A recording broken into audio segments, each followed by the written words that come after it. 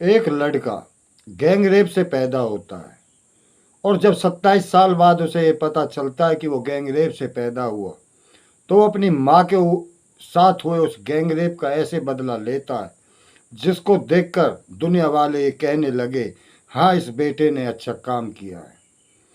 दोस्तों, ऐसा क्या हुआ इस घटना में? इस घटना की सच्चाई जानने के लिए आप हमारा वीडियो अंत तक जरूर देखिएगा। स्वागत है आपका हमारे चैनल क्राइम स्टोरी इंडिया पर रवि फोगाट के साथ। दोस्तों, यह घटना उत्तर प्रदेश के लखनऊ की घटना है, जहां एक सुधीर नाम का लड़का अपने माता पिता के साथ बड़ी राजी खुशी रहता था। एक दिन जब वो घर आता है तो उसकी मम्मी पापा बोल रहे थे, बात कर रहे थे आपस में कि सुधीर आज 27 साल का हो गया। हमने 27 साल पहले ही सुधीर को गोद लिया था। जब वो ये बात कर रहे थे तो सुधीर का घर आना हो जाता और सुधीर सारी बात सुन लेता है। वो जिनको अपना माँ बाप समझ रहा था, वो तो असल में कुछ और थे। वो तो उनका गोद लिए हुआ बेटा बता रहे थे। यह सुन वो चौंक भी जाता और अपने माँ बाप से यही सवाल पूछता है कि आज तक आपने मेरे से इतनी बड़ी बात छुपाई क्यों? चलो, आपने छुपा ली क्योंकि आपने मुझे बेटे की तरह प्यार किया, लेकिन मुझे एक बार अपनी माँ से मिलना है।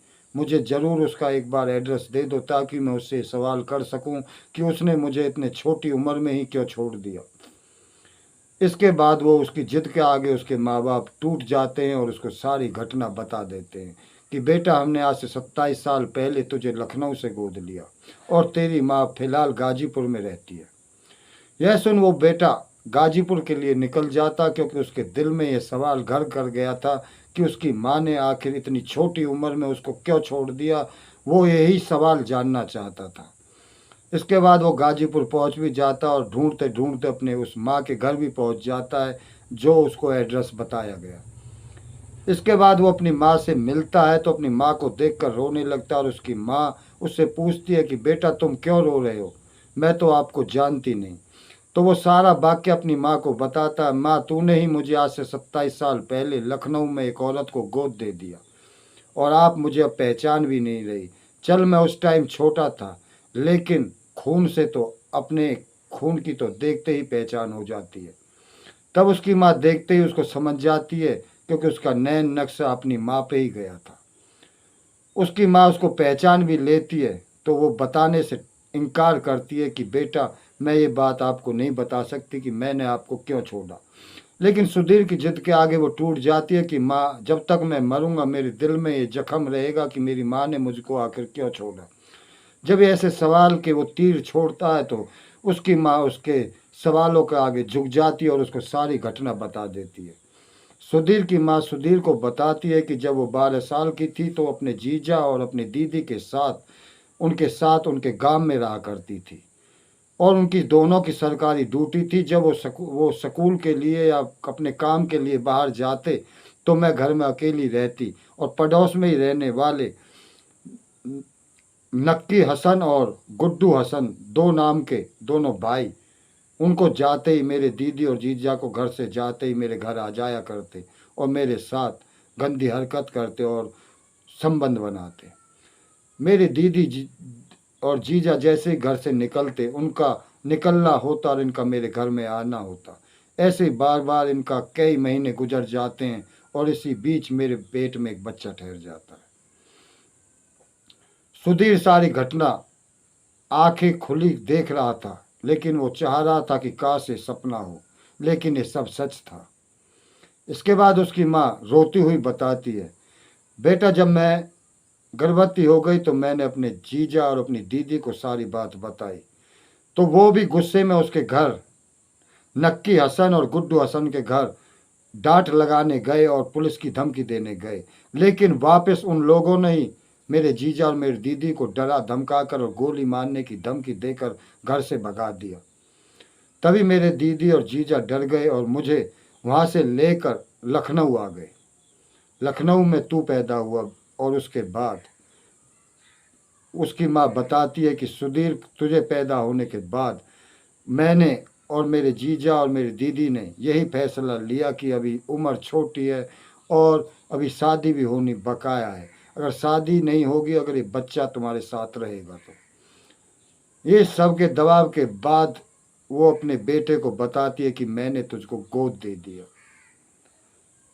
ये घटना सुनकर सुधीर बिल्कुल, उसकी आंखें खून से लाल हो जाती और उसकी आंखों में खून उतर आता है। वो बोलता कि माँ, मैं उन लोगों को सजा दिलाकर रहूंगा जिन लोगों ने तुम्हारे साथ ऐसा किया, और तुम आज तक चुप क्यों थी? तुम पुलिस के पास क्यों नहीं गई? तब वो अपनी माँ से बात कर रहा था, तभी उसकी माँ का वो पति आ जाता है जिससे उसने वो शादी की थी। जब उसका पति आ जाता तो वो पूछता है कि ये लड़का कौन है। तो वो उसको सारी घटना मजबूरन बता देती है कि एक लड़का मेरे ऐसे ऐसे, पूरी घटना सुनाने के बाद उसका पति भी चौंक जाता है और बोलता है कि तुमने मुझे आज तक इतने बड़े धोखे में रखा, तुम्हारे साथ गैंगरेप हुआ और तुमने मुझे बताया भी नहीं। वो भी ऐसी घटिया हरकत करता है, उस औरत को छोड़ देता है और सुधीर अपनी माँ को लेकर वहाँ से चला जाता है और अपने साथ रखता है और बड़े प्यार से रखता है और उसका पालन पोषण सुधीर ही करने लगता है।